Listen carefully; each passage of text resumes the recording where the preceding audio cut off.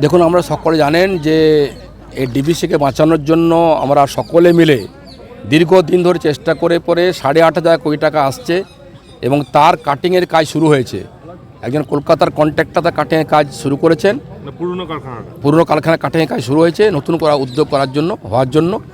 আর সেখানে আমরা দুবার ম্যানেজারের সাথে বসেছি। 80 জন ইতিমধ্যে তৃণমূল কংগ্রেসের লোককে নিয়োগ করা হয়েছে কাটিংয়ের কাজের জন্য।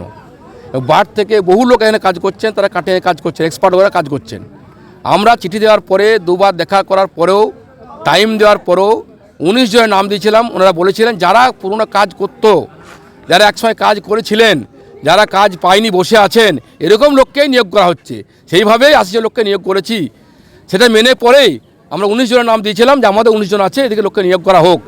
তারপরেও প্রায় 1 মাস অতিক্রান্ত হয়েছে, দুবার বৈঠক করেছি, 10 দিন অবস্থান বিক্ষোভ করছি, তারপরেও ম্যানেজমেন্টের ঘুম ভাঙেনি।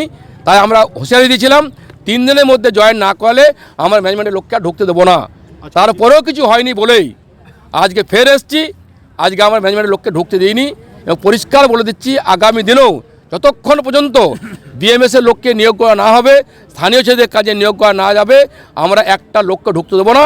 আমরা চাই কারখানা হোক, কিন্তু ম্যানেজমেন্ট তৃণমূলের সঙ্গে বসে কটাপ করে মনে করেন ভাই এবং এখানকার তৃণমূল নেতারা একসঙ্গে বসে আলোচনা করে তা 80 জন ঢুকেছেন, আমাদের একজন লোককে নিয়োগ করা হয়নি।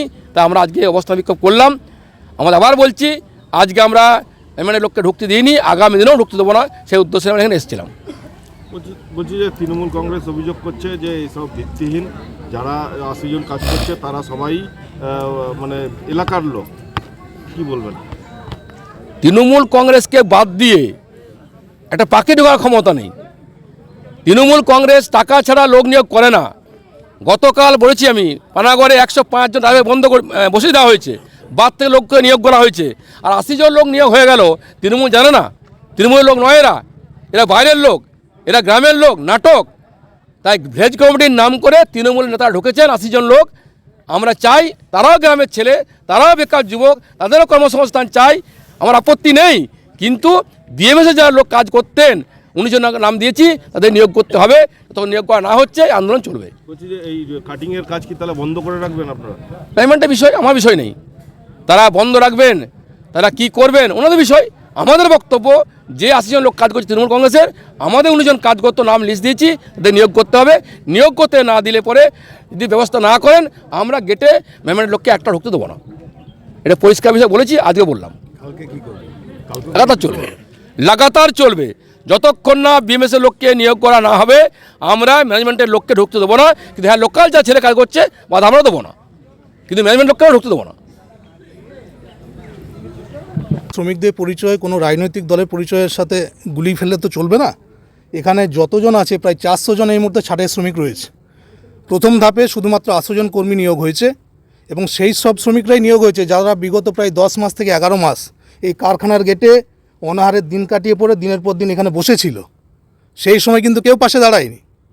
তো আমরা কথাবার্তা বলে শুধুমাত্র তাদের মধ্যে থেকে 80 জনকে এই মুহূর্তে নিয়োগ করা হয়েছে। আগামী দিনে আরও শ্রমিকরা নিয়োগের আশাতে এই যে এতজন মানুষ দাঁড়িয়ে আছে সবাই কিন্তু ছাঁটাই শ্রমিক বেশিরভাগই এখানের মধ্যে। এরকম হতে পারে না যে আমি গেটে এলাম না, কোনো যোগাযোগ রাখলাম না, বাড়িতে বসে থাকলাম আর আমাদেরকে আলাদাভাবে নিয়োগপত্র আমাদের বাড়িতে পৌঁছে দেবে। প্রত্যেকটা ছাঁটাই শ্রমিকদের প্রতি আমাদের পূর্ণ সহানুভূতি রয়েছে। আমরা চাইব প্রত্যেকেই কাজে সুযোগ পাক, কিন্তু অগ্রাধিকারের যে তালিকা তৈরি হবে সেটা অবশ্যই তাদের খিদের কতটা চাহিদা রয়েছে, তাদের এখানে গেটে কতটা যাতায়াত রয়েছে, কতটা যোগাযোগ রয়েছে আরও ছাঁটাই শ্রমিকদের সাথে, তার উপর নির্ভর করে কিন্তু সেটা হবে। তারা অভিযোগ করছে তৃণমূল কংগ্রেসের কর্মীরাই এখন কাজ করছে, 80 জনকে নেওয়া হয়েছে, 80 জনই তৃণমূল কংগ্রেসের। আমি আবার আপনাকে বলছি, যদি না নেয় তাহলে তারা আন্দোলন চালিয়ে যাবে। দেখুন, আমি আবার বলছি যে ছাঁটাই শ্রমিকদেরকে আপনারা ওইভাবে ক্লাসিফাই করবেন না। এরা শুধুমাত্র প্রত্যেকে কিন্তু ছাঁটাই শ্রমিক, সবাই রিট্রেঞ্চ ওয়ার্কার। এইভাবে কোনো পলিটিক্যাল পার্টি বা কোনো ট্রেড ইউনিয়নের সাথে সেইভাবে তাদেরকে গুলিয়ে ফেললে চলবে না। এবং আগামী দিনে আপনাদেরকে এটাও আমরা বলছি, কোম্পানিকে আমরা অবশ্যই দাবি রাখবো যে আগামী যাতে ম্যাক্সিমাম ছেলেকে আমরা এখানে নিয়োগপত্র দিতে পারি।